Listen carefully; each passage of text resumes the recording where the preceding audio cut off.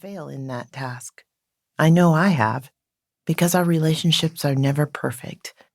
But they do offer us opportunities to learn and to change, to slowly, painfully become more fully the people we were created to be. It's a common recitation in the liturgy of the church. The minister says something like, "The peace of God be with you." And the congregation responds, "And also with you." The words are recited every week, and we say them almost without thought. But what does it really mean for the peace of God to be with you?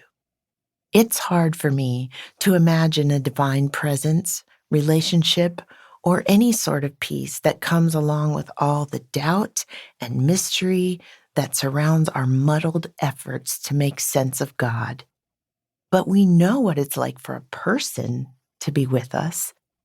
Our human relationships help us comprehend God's presence as a real and compelling part of our lives. This is something I've come to understand over time. I began writing this book as a way to process being human. I kept a notebook with me all the time because I'd have a conversation at work, or hear a story on the radio, or watch my child struggle to learn something, and I'd write about what I saw and experienced. Every time I did, I discovered that it always seemed to be a relationship that challenged what I'd thought and somehow invited me into thinking and then being in a new way. I think this realization hits us all when we're faced with unfamiliar experiences, whether painful, bewildering, or even joyful in our interactions with others. The result is this collection of essays.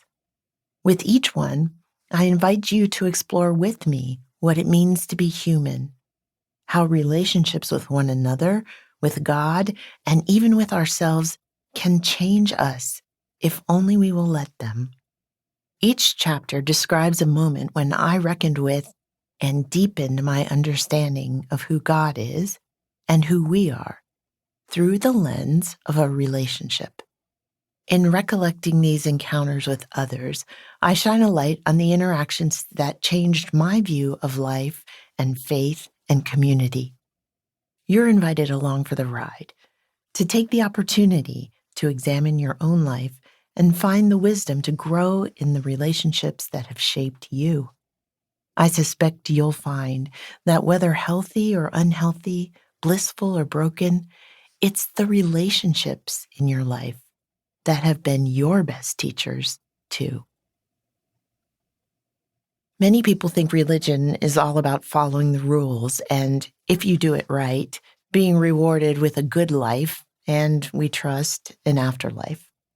I felt this way myself when I was a kid growing up in Hawaii, trying to love God enough to get good things to happen and to keep bad things away. But as I matured, learning from counselors and critics alike, my inner critic chief among them, I understood that good religion is the practice of careful concern. Good religion is expressed not by applying the orthodoxy of the church or the rules of an institution, but by paying attention to the interactions with others that I either tended carefully, neglected to my peril, intentionally sought out, or just stumbled into.